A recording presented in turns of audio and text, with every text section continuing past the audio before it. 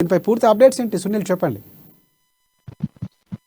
సిద్దిపేట జిల్లా దుబ్బాక నియోజకవర్గంలో రాష్ట్ర ఆర్థిక శాఖ మంత్రి హరీష్ రావుతో పాటు ఎంపీ కొత్త ప్రభాకర్ రెడ్డి పర్యటించారు. అయితే తెలంగాణ అవతల దశాబ్దోత్సవాల సందర్భంగా నిర్వహించినటువంటి మహిళా శిశు సంక్షేమ దినోత్సవంలో వారు పాల్గొన్నటువంటి పరిస్థితి ఉంది. అయితే ఈ సందర్భంగా మంత్రి హరీష్ రావు కొన్ని ఆసక్తికర వ్యాఖ్యలు చేయడంతో పాటు ప్రతిపక్షాలపై తీవ్ర విమర్శలు చేశారు. అయితే ఈ నేపథ్యంలో రాష్ట్రం ఏర్పడ్డాక అంటే 2014 నుండి ఇప్పటి వరకు చూసుకున్నట్లయితే చాలా తెలంగాణ రాష్ట్రంలో గుణాత్మకమైనటువంటి మార్పు జరిగి చాలా అభివృద్ధి వైపు తెలంగాణ రాష్ట్రం పరిగెడుతుందని కూడా ఆయన చెప్పినటువంటి పరిస్థితి. మరోవైపు దేశం మొత్తంలో తెలంగాణ రాష్ట్రం 2014 చూసుకున్నట్లయితే అనేక రంగాల్లో అభివృద్ధి సాధించని చెప్పుకుంటూ వచ్చినటువంటి పరిస్థితి. మరోవైపు రైతులకు సంబంధించి అయితే వరి ధాన్యం పండించినటువంటి రైతులకు సంబంధించి అయితే 6,000 కోట్ల రూపాయలకు సంబంధించి ఇప్పటికే వడ్లు కొనుగోలుకు సంబంధించిన డబ్బులు అయితే వారి బ్యాంక్ ఖాతాలో త్వరలో జమ చేయనున్నట్లు కూడా ఆయన వరి రైతులకు తీపి కబురు చెప్పారని కూడా చెప్పవచ్చు. మరోవైపు బీజేపీ కాంగ్రెస్ నేతలు తెలంగాణ రాష్ట్ర అవతరణ ఉత్సవాలు జరుపుకుంటుంటే జీర్ణించుకోలేకపోతున్నారని చెప్తా ఉన్నారు. మరోవైపు వడ్లు ప్రతి గింజ వరకు వడ్లు కొట్టామని చెప్తే రైతులకు సంబంధించి వారు రెచ్చగొట్టే ప్రయత్నం చేస్తా ఉన్నారు. కొన్ని చోట్ల కొనుగోలు ఆలస్యం అవుతున్నాయని చెప్పి కూడా రైతులను రోడ్లపైకి తీసుకొచ్చి ఆందోళన చేస్తున్న పరిస్థితుల్లో కాంగ్రెస్ బీజేపీ నేతలు ఉన్నారని చెప్పి కూడా ఆయన విమర్శించడం జరిగింది. మరోవైపు తెలంగాణ రాష్ట్రం ఏర్పడినప్పటి నుంచి ఇప్పటి వరకు చూసుకుంటే చాలా అభివృద్ధి జరిగిందని చెప్పి కూడా మంత్రి హరీష్ రావు చెప్పుకుంటూ వచ్చినటువంటి పరిస్థితి. మరోవైపు మహిళలకు సంబంధించి కూడా ప్రత్యేక కార్యక్రమాలు చేపట్టామని చెప్పి కూడా ఆయన చెప్పిన పరిస్థితి ఉంది. మరోవైపు ఒంటరి మహిళలకు కానివ్వండి లేకపోతే దివ్యాంగ మహిళలకు కానివ్వండి పెన్షన్ ఇస్తున్నటువంటి ఘనత కేవలం తెలంగాణ రాష్ట్రంలోనే ముందు చెప్తా ఉన్నారు. బీజేపీ పాలిత రాష్ట్రాల్లో వేసవి నేపథ్యంలో కొన్ని రాష్ట్రాల్లో 2 నుంచి 3 రోజుల నుంచి కొన్ని రాష్ట్రాల్లో చూసుకున్నట్లు వారం 15 రోజులకు ఒకసారి తాగునీరు సరఫరా చేస్తున్నారు. కాబట్టి మరి తెలంగాణ రాష్ట్రంపై ఎట్లా విమర్శలు చేస్తారని చెప్పి కూడా స్థానిక రాష్ట్రానికి చెందినటువంటి బీజేపీ నేతలపై మంత్రి హరీష్ రావు విమర్శిస్తున్నారు. రాజశేఖర్ రైట్ సునీల్, ఒకటి ప్రధానంగా ఇది దశాబ్ద ఉత్సవాలు నిర్వహిస్తున్నటువంటి నేపథ్యంలో ప్రభుత్వం సాధించినటువంటి సంక్షేమ పథకాలు కానీ అభివృద్ధి కానీ ప్రజలకు వివరిస్తున్నటువంటి పరిస్థితి. ప్రధానంగా ఇక్కడ మనం హరి వ్యాఖ్యలో చూసుకుంటే ప్రతి గింజను కూడా రైతు పండించిన ప్రతి గింజను కూడా కొంటామని చెప్పినటువంటి పరిస్థితి. దాదాపుగా 2 నెలల క్రితం జరిగినటువంటి అకాల వర్షాల్లో చాలా వరకు రైతులు నష్టపోయినటువంటి పరిస్థితి.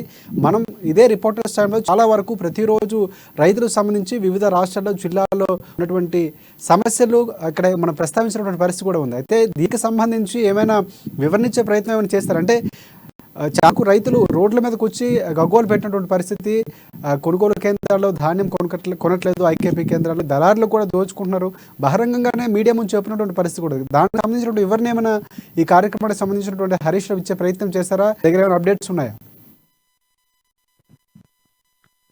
మంత్రి హరీష్ రావు ఈ కార్యక్రమంలో సందర్భంగా ఆయన రైతుల అంశాన్ని కూడా లేవనెత్తినటువంటి పరిస్థితి. రైతుల అంశంలో అయితే ముఖ్యంగా ఆయన కేవలం వరి పండించినటువంటి రైతుల అంశాన్ని మాట్లాడారంటే ఇప్పటి వరకు గతంలో మీరు చెప్పినట్టుగా 2 నెలల క్రితం జరిగినటువంటి రాష్ట్రంలో జరిగినటువంటి పరిణామాలతో పాటు ఉమ్మడి మెదక్ జిల్లాలో కూడా ప్రతినిత్యం ముఖ్యంగా చేసుకున్నట్లయితే సీఎం కేసీఆర్ ప్రాతినిధ్యం వహిస్తున్నటువంటి గజ్వేల్ నియోజకవర్గంతో పాటు మంత్రి హరీష్ రావు ప్రాతినిధ్యం వహిస్తున్నటువంటి సిద్దిపేట జిల్లాలో కూడా చాలా చోట్ల రైతులు ఆందోళన దిగినటువంటి పరిస్థితి ఉంది. వడ్లు కొనుగోలు చేయడం లేదని చెప్తా ఉన్నటువంటి పరిస్థితి ఉంది. గతంలో పడినటువంటి వర్షాలకు కూడా వడ్లు పూర్తిగా నారిపోయినటువంటి పరిస్థితి కూడా ఉంది. మొలకెత్తినటువంటి పరిస్థితులు కూడా మనం చూసాం. ఈ నేపథ్యంలో మనం అప్పుడు వరుస కథనాలు కూడా ప్రసారం చేయడం న్యూస్ లో.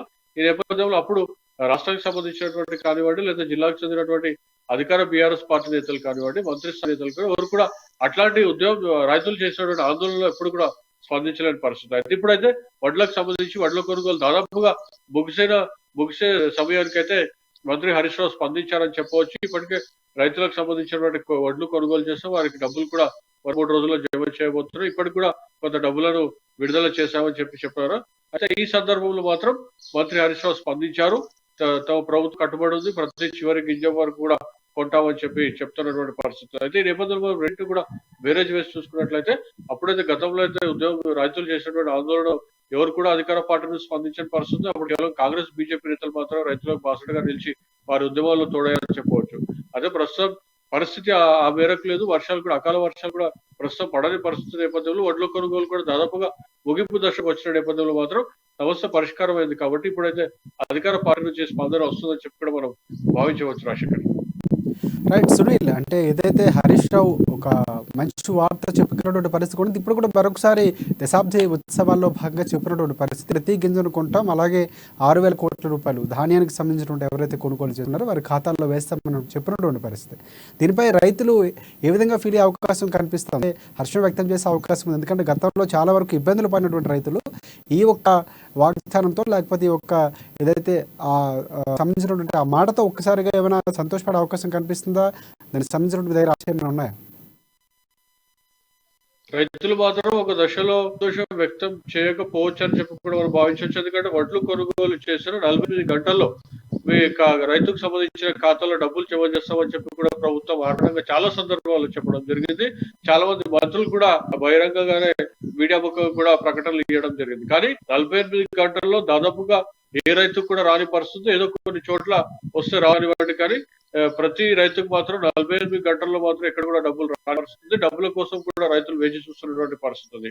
కాబట్టి రైతులు మాత్రం త్వరగా డబ్బులు వస్తే తప్ప రైతులు స్పందించని సంతోషం వ్యక్తం చేసే పరిస్థితి మాత్రం లేదని చెప్పవచ్చు. ప్రభుత్వం 48 గంటల మాట మాత్రం అది కేవలం ప్రకటనలకే పరిమితం. కూడా రైతులు గతంలో విమర్శించినటువంటి పరిస్థితి ఉంది. వడ్లు కొనుగోలు చేసి డబ్బులు ఇవ్వలేదని చెప్పి కూడా రైతులు చెప్పినటువంటి పరిస్థితి ఉంది. అయితే ఈ నేపథ్యంలో మరో 3 రోజుల పాటు సమయం తీసుకుంటున్నటువంటి నేపథ్యంలో రైతుల ఖాతాలో డబ్బులు మాత్రం కొంత ఇప్పటివరకు అయితే ఆలస్యంగానే జమ కాబోతున్నాయి. ఇప్పటివరకు అయితే ఇప్పటివరకు రాని పరిస్థితి ఉందని చెప్పి కూడా మనం చెప్పుకోవచ్చు.